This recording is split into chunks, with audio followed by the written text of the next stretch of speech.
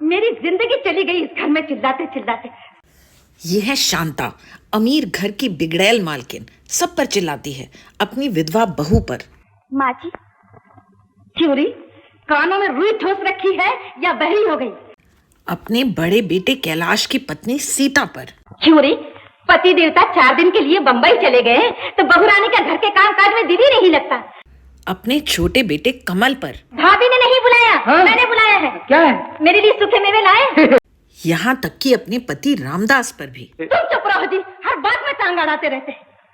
ये बूढ़े काम से तो पेंशन ले लेते हैं और हम औरतों के पीछे लगे रहते हैं।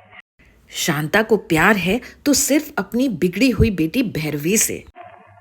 अम्मा, अम्मा। भैरवी अपने पति सारंग को छोड़कर मायके में रहती है। पूछे क्यों? 2 दिन के लिए मेरी बच्ची गई थी तो कान पक गए उसके। हर वक्त आ सारे गमा। अरे उस गवैये खाने में इंसान तो क्या जानवर भी नहीं रह सकते। 1961 में आई राजेंद्र कुमार और राजकुमार स्टारर घराना फिल्म सिल्वर जुबली हिट हुई क्योंकि उस जमाने में ये सोशल ड्रामा खूब चला करते थे। और फिर इस कहानी में तो भरपूर मसाला था। दुष्ट बहन जो सबके बीच गलतफहमी पैदा करती है, शक की पति, खड़ूस माँ, पतिव्रता पत्नी और सुपर हिट संगीत। याद है वो प्यारा सा गाना दादी अम्मा मान जाओ? वो घराना फिल्म में था। कहानी आगे सुनिए। कमल और उषा को प्यार हो जाता है और दोनों शादी कर लेते हैं। कमल के घर आकर उषा को भी वही सब झेलना पड़ता है जो बाकी सब बर्दाश्त कर रहे हैं। यहाँ तक तो फिर भी चल जाता है, लेकिन भैरवी कैलाश के कान भर देती है एक बहुत बड़ा इल्जाम लगाकर कि उसकी पत्नी सीता का अपने देवर कमल से नाजायज रिश्ता है। यहाँ से शुरू होता है इंटेंस ड्रामा। कैलाश अपनी पत्नी को छोड़ देता है और खुद को मारने की कोशिश करता है। तभी उसकी एक दोस्त रागिनी, जो कि एक मशहूर नर्तकी है, उसे बचा लेती है। कैलाश रागिनी की मदद लेता है और बाद में उसे प्यार भी करने लगता है, लेकिन रागिनी उसे सिर्फ एक दोस्त मानती है क्योंकि वो जानती है कैलाश शादीशुदा है।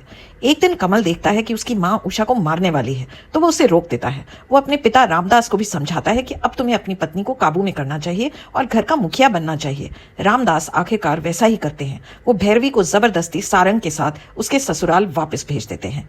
इसी बीच जब सीता कैलाश को बताती है कि वो माँ बनने वाली है तो कैलाश ये मानने से इनकार कर देता है कि वो बच्चे का बाप है।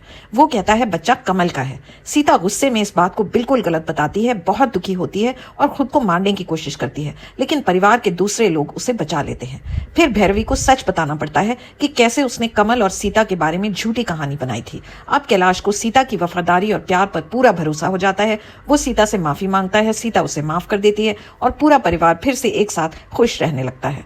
घराना के लिए रवि को film fair award for best music director मिला था। शकील बदायूनी को हुस्न वाले तेरा जवाब नहीं के लिए बेस्ट लिरिसिस्ट और बेस्ट प्लेबैक सिंगर के लिए मोहम्मद रफी को नॉमिनेट किया गया था।